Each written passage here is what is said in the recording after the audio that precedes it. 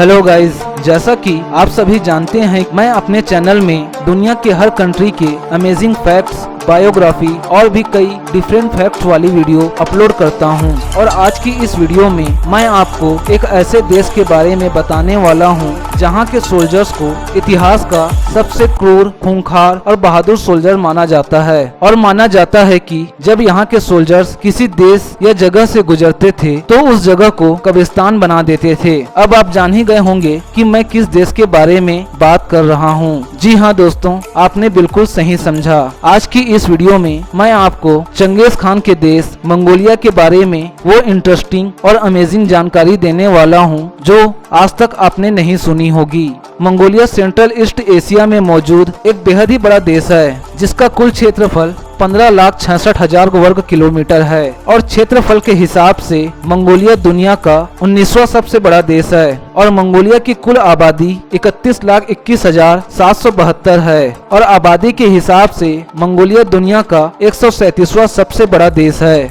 Mongolia की कुल आबादी में से 30% आबादी 30 साल से भी कम उम्र की है, वहीं यहाँ की 36% आबादी 18 साल से भी कम उम्र की है। मंगोलिया की ऑफिशियल लैंग्वेज मंगोलियन है और यहाँ की 90% आबादी मंगोलियन भाषा का इस्तेमाल करती है। मंगोलियन भाषा के अलावा तुर्क और रशियन यहाँ बोले जाने वाली दूसरी सबसे बड़ी भाषाएं हैं। मंगोलिया दुनिया के सबसे कम आबादी वाले देशों में से एक है और कजाकिस्तान के बाद यह दुनिया का दूसरा सबसे बड़ा लैंडलॉक्ड देश भी है। मंगोलिया का बॉर्डर चाइना और रशिया से घिरा हुआ है, वहीं इसका कुछ हिस्सा कजाकिस्तान के बॉर्डर से भी लगा हुआ है। चाइना और रशिया के बीच मौजूद होने की वजह से मंगोलिया को चाइना और रशिया का सैंडविच भी कहा जाता है। मंगोलिया की राजधानी उलानबातर है और उलानबातर इस देश का सबसे बड़ा शहर भी है। और तो और पूरे मंगोलिया की 1/3 आबादी उलानबातर में ही रहती है, जो कि यहाँ की आबादी का 45% है। उलानबातर को दुनिया की सबसे ठंडी जगह माना जाता है और यहाँ के ठंड का अंदाजा आप इस बात से लगा सकते हैं कि यहाँ आइसक्रीम को कागज में लपेट कर रखा जाता है, वो भी बिना किसी रेफ्रिजरेटर के। और आइसक्रीम से जुड़ी एक जानकारी यह भी है कि दुनिया की सबसे पहले आइसक्रीम को बनाने वाला मंगोलिया दुनिया का सबसे बड़ा देश है और यहाँ आज भी आइसक्रीम बनाने के लिए भेड़ बकरियों की आंतों का इस्तेमाल किया जाता है।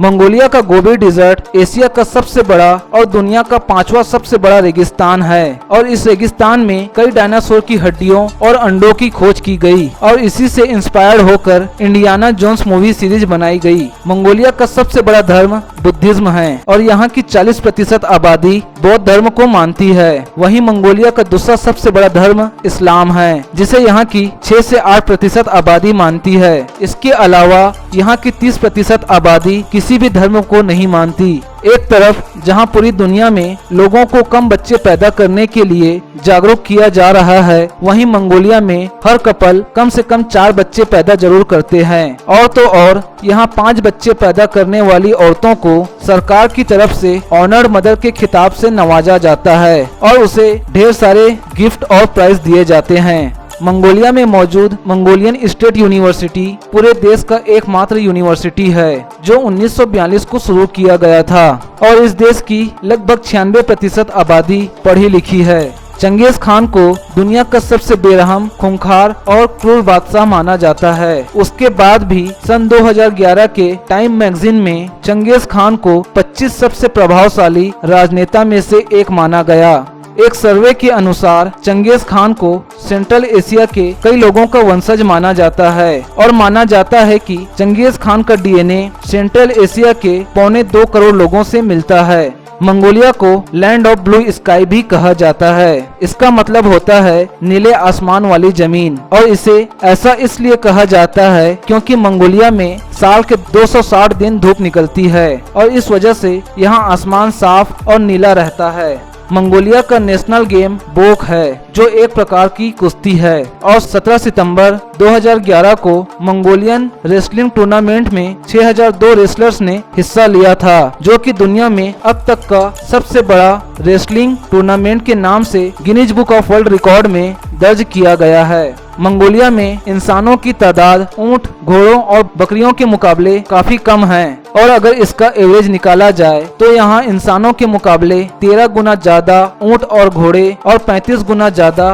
भेड़ और बकरियां मौजूद हैं। मंगोलियन लोग शुरू से ही खाना बदोश लाइफ स्टाइल जीते आ रहे हैं और आज भी मंगोलिया की 40% आबादी खाना बदोश जीवन जी रही है और आज भी ये लोग मंगोलिया के पारंपरिक टेंट में रहना पसंद करते हैं, जिसे यहाँ के लोग यर्ट कहते हैं। यहाँ तक कि यहाँ के लोग कितने भी रिच क्यों न हो जाए, हर मंगोलियन के पास अपना एक पारंपरिक यर्ट जरूर होता है जिसमें वो कई महीनों तक रहते हैं। मंगोलिया की करेंसी को तुगरिक कहा जाता है और मंगोलिया की करेंसी की वैल्यू इंडिया और पाकिस्तान के करेंसी की वैल्यू से काफी कम है। मंगोलिया का एक तुगरिक भारत के 0.026 पैसे के बराबर होता है और अगर रुपए के हिसाब से देखा जाए तो भारत का 1 रुपया 39 तुगरिक के बराबर होता है, वहीं पाकिस्तान का 1 रुपया 17 तुगरिक के बराबर होता है। मंगोलिया में यूनेस्को की 4 हेरिटेज मौजूद है। इसके अलावा मंगोलिया दुनिया के सबसे ऊंचे देशों में से एक है, जिसकी ऊंचाई सी लेवल से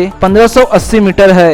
2 कुबड़ वाला अजीबो गरीब ऊंट पूरी दुनिया में सिर्फ मंगोलिया में ही पाया जाता है। इसके अलावा पूरी दुनिया का 1/3 बर्फानी चीता मंगोलिया में पाया जाता है। और क्या आप जानते हैं कि बर्फानी चीते न तो दहाड़ सकते हैं और न ही गुर्रा सकते हैं। मंगोलिया के बादशाह चंगेज खान की कब्र को बहुत ही ज्यादा गुप्त रखा गया है। कहा जाता है कि चंगेज खान की कब्र बनाने वाले और उसे कब्र में दफनाने वाले सारे सैनिकों की हत्या कर दी गई थी और उसके बाद उन सैनिकों की हत्या करने वाले सैनिकों की भी हत्या कर दी गई थी। उसके बाद चंगेज खान की कब्र के ऊपर 800 घोड़ों को दौड़ाकर उस जगह को समतल कर दिया गया था।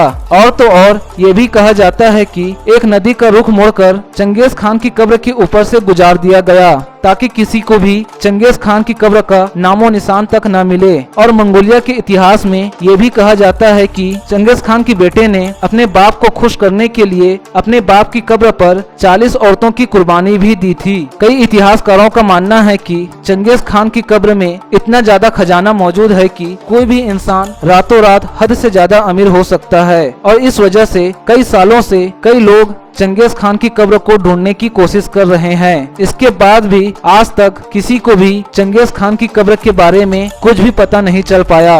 मंगोलिया की जीडीपी 47 बिलियन डॉलर है और जीडीपी के हिसाब से यह दुनिया का 115वां सबसे मजबूत जीडीपी वाला देश है और यहाँ की प्रति व्यक्ति सालाना आय $14,000 है।